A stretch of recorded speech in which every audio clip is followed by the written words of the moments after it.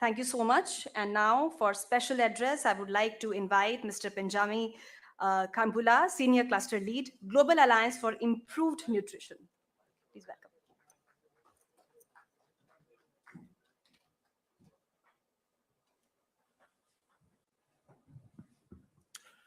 A very good morning to you all, and thank you very much to FICCI for organizing this event and for the invitation that has been extended to me to attend the event. It's always great to be back in India. Now, I will start by trying to paint a picture of what's happening globally, and then look at the situation in Southern Asia and what it means for India. So last week, I think that was on Wednesday, the heads of 5 UN organizations released a global report on the state of food security and nutrition globally. And these UN organizations are the United Nations Children's Fund, or UNICEF, the World Health Organization, the World Food Program, the World Health Organization, and the International Fund for Agricultural Development. And some of the stats in that report are quite stark and dire. So we're now living in a world where 3.1 billion people, or 42% of the global population, cannot afford a healthy diet. So that's 42% of the global population. Now, what do we mean by a healthy diet? A healthy diet is a diet which is very diverse and balanced. You've got fruit, you've got vegetables, you've got nuts, you've got pulses, you've got animal source foods, and you've got fish. So it's very diverse so that you have a healthy development. Let's take it closer to home in Southern Asia. In Southern Asia, out of that 3.1 billion, 1.4 billion of those that can't afford a healthy diet live in Southern Asia. So that's a big part of that 3.1 billion. And if we look at the number 1.4 billion, that's 72% of the whole population of Southern Asia. We cannot talk about Southern Asia without talking about India. It's impossible, because India is by far the largest country in Southern Asia. And therefore, those stats, in some ways, also represent the stats for India. But beyond looking at the affordability issue with healthy diets, we're also looking at the issue of micronutrient deficiencies. So we're living now in a world where 2 to 3 billion people suffer from micronutrient deficiencies. And I realize when we talk about micronutrient deficiencies, it sounds very technical, right? Those of us that talk nutrition language tend to speak in very technical terms. But the simple way to think about it is, all of us here in this room have a smartphone. And that smartphone is hardware. Within that smartphone, you've got the software that allows us to go online, that allows us to use the various apps. The same applies to the human body. This body is the hardware, but inside us is the software. And part of that software is these micronutrients we're talking about. They allow us to build immune systems to protect us from various diseases. It's a wiring in children's brains that allows them to have cognitive development, to be productive individuals in society. We avoid some of these diseases like anemia. And I liked the mention of Siraj when he talked about how we eliminated goiters with sodalization. It's the same thing. So beyond talking about these statistics, we need to put a human face to the issues that we're talking about. It's millions and millions of families with lost hopes and aspirations. It's children who are supposed to be the presidents of tomorrow, the ministers, the industrialists, the doctors, the engineers. And so this is really the issue that we're talking about today. But we also know that climate change is going to make the whole situation worse. So a lot of research and modeling is showing that greenhouse emissions are leading to a reduction in micronutrients that occur naturally in staple crops. And so if it's 2 to 3 billion people today already suffering from micronutrient deficiencies, and if climate change is leading to a loss in nutrients, this situation is only going to get worse if we don't do anything about it. But fortunately, we are not a hopeless world, right? we've got all these interventions that are ongoing, and biofortification or nutrient-enriched crops being one of those interventions that we're talking about here. And yes, it's got a positive impact in terms of addressing nutrient deficiencies in human beings, but it also has got a climate impact. If we're adding more nutrients to crops, we are mitigating against those impacts of climate change that I've talked about. But also there's been some research which showed some varieties of nutrient-enriched crops being more resilient to pests. So, less usage of pesticides, some varieties being more resilient to droughts, and therefore also, being more resilient to what climate change is doing. And so, these are some of the reasons beyond talking about health. There is an economic case for nutrient-enriched crops, but there is also a climate change case for nutrient-enriched crops. And I think within the nutrition community, sometimes we always talk about the language of nutrition, but we should be taking this broader view and talk about the holistic approach to what nutrient-enriched crops can do. But what's the situation in India? India has shown great leadership. The Indian Council for Agricultural Research and the various state agricultural universities have been fantastic in developing, over 85 varieties, as I understand it, of nutrient-enriched crops. And that's covering over 16 crops, and that's great. But that's just a start. Developing a variety is one thing. Taking that variety to scale is a different thing. So, what are some of the issues that, I hope we should see happen, and which I hope, will be covered in the deliberations?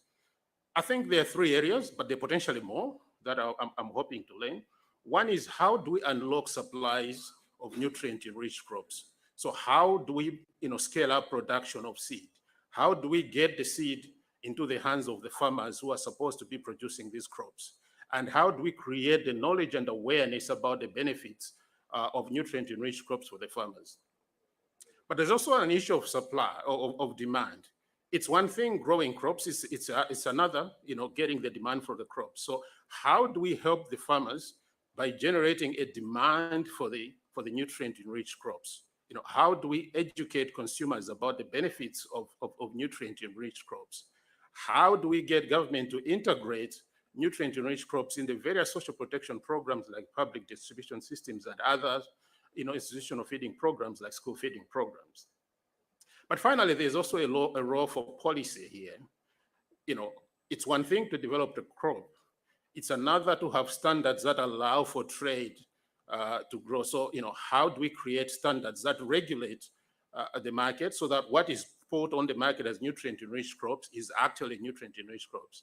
How does government and various partners incentivize investment in this whole area to increase productivity? But also, how do we continue innovating and researching in the production of nutrient-enriched crops? So that's what I thought I should be able to share this morning. But I'm hoping we'll have a fantastic discussion over the course of the day. And I look forward to the deliberations and learning from everybody else. Thank you very much for your attention, ladies and gentlemen. Thank you so much, sir. And now for keynote address, may I please welcome Ms. Maninder Kaur Dwivedi, Additional Secretary, Ministry of Agriculture and Farmers Welfare, Government of India, and MD, SFAC. Welcome, ma'am. Dignitaries on the dais and friends, when Siraj sir was speaking, he reminded me he was speaking of biofortification, and he reminded me when I did my graduation in medicine, I did MBBS 30 years ago. So the big item then used to be, and it was a question, we had to mobilize the masses in our rural attachment, iodine fortification of salt. There was this massive campaign, and people would say, no, we don't want the salt with the iodine, as if something's going to jump out. And so they had to be this campaign, this is goiter, you can see your neck enlarging, it doesn't look pretty, it is deleterious to your health. And even today, the health program has an salt iodine testing kit, which goes to every state. But you ask any state and they say, now everybody's understood salt has to be fortified by iodine. So though the program of testing continues, nobody actually tests it because you don't have salt in the market without iodine.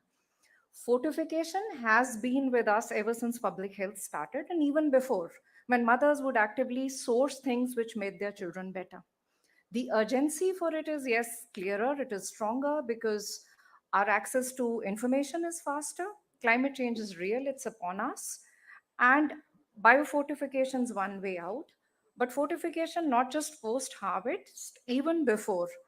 There are scientists, we've seen KVKs, which have zinc rich paddy varieties. The paddy looks pink, it looks distinctly different, or it may look, for the various varieties of black rice, it looks black.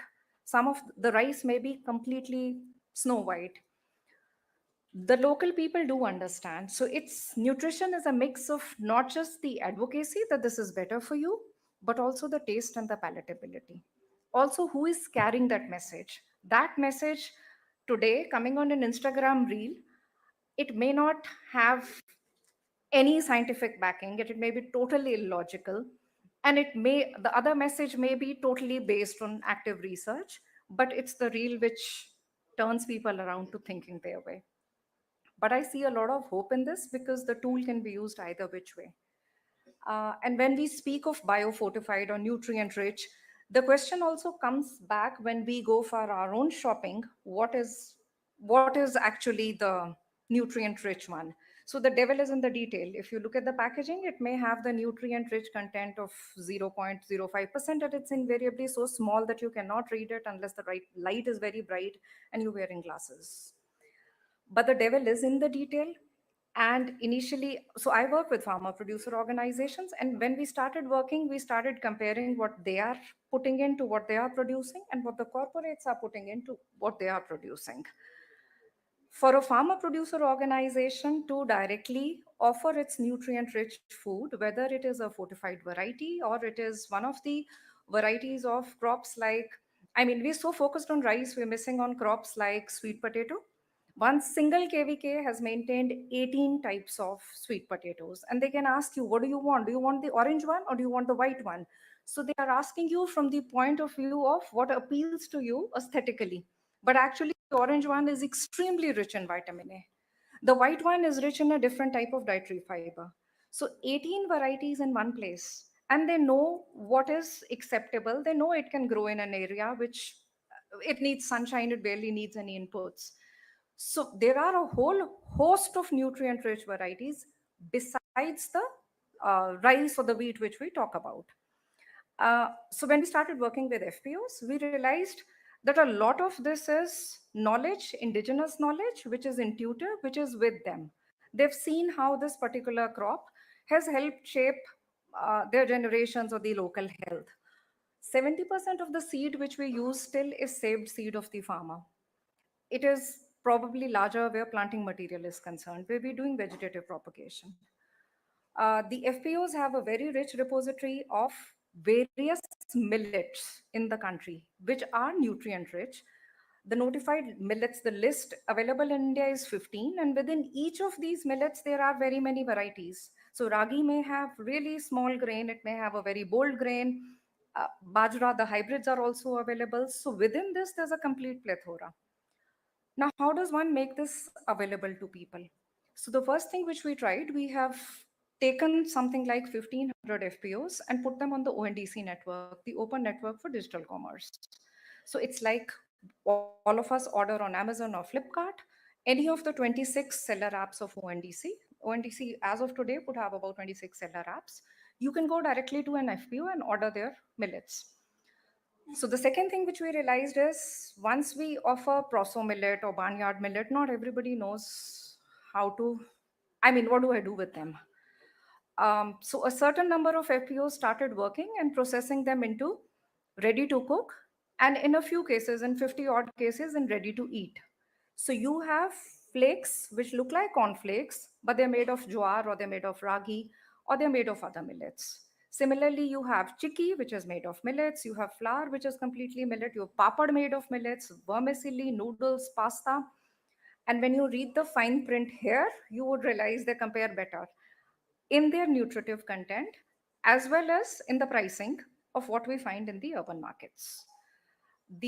Now selling B2C is a very difficult task because invariably all of us are on Amazon Pantry or Paytm because it's just so much more convenient. Paytm has onboarded ONDC, but the visibility needs to be there. As of last week, ONDC has also launched a B2B version where FPOs offer the nutritive rich. Since we are looking at FPOs only, the spectrum is basically the focus is millets and other pulses and oilseeds which they are doing. They offer their commodities in bulk. So their offer is for the first 10 metric ton, my cost is say 100 rupees. For 10 to 20 metric ton, it's 100 minus 1. For 20 to 50 metric ton, it's minus this much. This is targeted at corporates or at bigger institutional buyers who are trying to source these millets and nutritive rich food and